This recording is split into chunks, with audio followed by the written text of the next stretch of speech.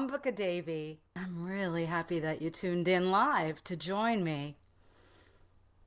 One of the biggest misconceptions that I think we as a society have created is that we're alone. We do so many things to separate ourselves, yet we're climbing and clinging and surging forward to try and figure out how to connect. Well, those of you who know me know that I come from a yoga philosophy, and we yogis don't see any separation. So, right there, that's an illusion. And these illusions get strengthened and solidified and then calloused over as we grow and learn from the people who teach us and raise us. It's not your fault. When I was younger, I tried so hard to get into collaborations and to get into coupling up with people for projects and in relationships. But then inside of those situations, there were times when I felt lonely. So I challenge you to think about this also. Think about times where you thought you were really part of a couple or an organization or a creative project, and suddenly you found yourself feeling lonely or alone. This is an illusion that we put on each other. I always looked for partnership. I always did this in creative projects. And as I look back on it, I think it hung me up. It wasn't until I came across a recording by Osho, who was also known as Bhagwan Sri Rajneesh, that was about embracing aloneness. And that's when I realized that alone does not equal lonely. A lot of people look at me and they ask me questions about how do you get so much done? Well, I am alone. I live alone. I don't have kids. I don't even have a pet right now. Although I have had pets in the past. I actually grew up on a horse farm with dogs and cats and horses and people. And now I find myself in this incredibly peaceful, quiet, alone place. And yes, I think of it as peaceful. I can do what I want when I want. I can take care of things when I want to. And at no point does this autonomy equal lonely to me. But I can say that there have been times where I've met people and maybe they identify through family and children and these sort of things. And they look at me kind of sad or pitying, which I think is ridiculous because I'm happy. I embrace this. All of my creative projects, my books that I write, are like my children. They're like my family. And my creative projects become these things that I get really excited about to be involved with on any given day. Now, if you have any kind of curiosity or understanding about chakras, which are energetic centers or anchors, I like to teach my students, they're anchors of layers of us. And the second chakra is where we relate to one individual or one specific creative outlet at a time. Whereas the root chakra is how we relate to everything, the greater, all things. We are interconnected. We talk about this all the time. We bring this up to each other that everything is interconnected, everything is alive. So, how could we get into the delusion? And I think it is a delusion to imagine that we're alone. We're all part of a greater. And so when we get into these moods or sensations of loneliness, what I encourage you to try is get involved in a creative project. For me, that's what works. Maybe it'll work for you. I can't guarantee it, but I can tell you that's how I have begun, or that's how I began my progression of never feeling alone. We have to also look at the relationship of fear, because fear is of the unknown, it's of the future, whereas anxiety is about the past. Now, if you are afraid, it could manifest as loneliness. So I encourage you to look at this. It's okay to feel your feelings. But then what I want you to do is know that you can transform and transmute these. In our language and our communication, we associate loneliness with a sensation of being miserable. Somehow, aloneness and loneliness have become the same word, but they're not. It's an illusion. So I want you to really feel more independent and more empowered and okay with the idea of quiet time, alone time. I know it doesn't work for everybody, but for some of you, this may be your comfort zone like it is for me. And you might feel pressure from outside to behave in another way. There's nothing wrong with quiet time.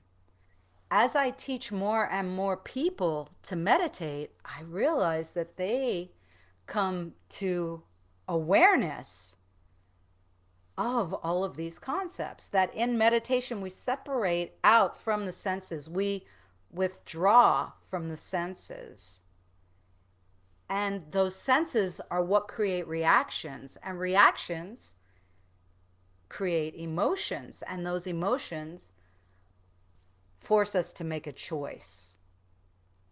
So the next time you get that sensation of, oh, I feel lonely, what I want you to do is really back up from it and witness it.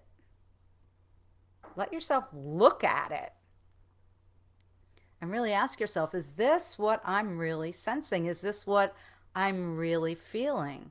Because I bet that you'll find it is not. Also, dig around and see if you can notice any patterns or phrases that you were taught growing up or even recently that feed into this fear of aloneness.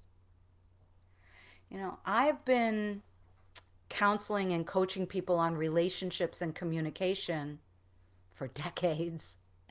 And what I want you to understand is that even being in a relationship, even being in a couple, you can experience a great deal of loneliness. Actually, some of the most lonely people I know are in committed relationships. So we have to ask ourselves, is that an illusion? Is it an illusion to think that because I'm coupled up, I'll never be lonely? I think it is. We have to find our own solid ground in ourselves. It's important for us to love ourselves. And many relationship coaches will tell you that you can only receive and feel love at the level that you love yourself. So I'd rather you place more excitement, energy, and praise for self when you're involved in creative projects, when you're doing things that truly you enjoy doing, rather than trying to go with what you believe is being told to you, either through media, because we get confused a lot through movies and books and what we see on the news.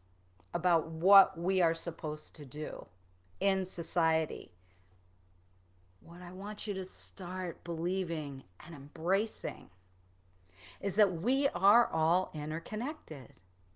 At any given moment, if you feel that loneliness kind of creeping in, reach out to somebody.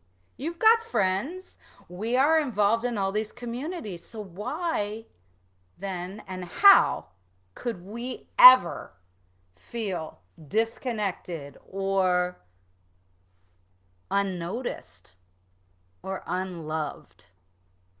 If you feel unloved, go to the mirror. Tell yourself you love you. And then forgive you for feeling that. And then support you in whatever proactive ideas that pop into your awareness about how to feel more connected. I know that's what we all want. We just want to feel loved. But guess what? You have to love yourself first and foremost. Now, if you're in a family where you never really connected, like me, because I was born later in my mother's life, so I am so much younger than my cousins and older than their children. So at family gatherings, I didn't have that gang. I didn't have that group that I spent time with or hung out at these events, at these family events with. And I think it's back then when I got into my own creative projects, like carrying a journal around, drawing and writing, or just being okay with being by myself. I really believe that if we teach meditation to more people, if we make this a daily habit for everybody, we will all get into not just the idea, but really feeling that interconnection between all of us. What could you do in order to change these feelings? This is what I want to know in the comments. How do you turn around that feeling of loneliness into an embracing of aloneness? What do you do to get there? I believe that this domestication that we're all a part of is what has confused us. And it gives us amnesia to remember that we are always interconnected with everything.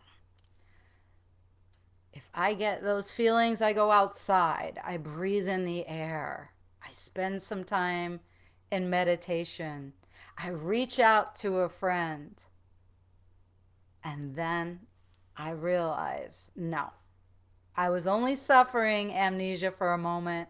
I forgot that I am connected with everyone and everything.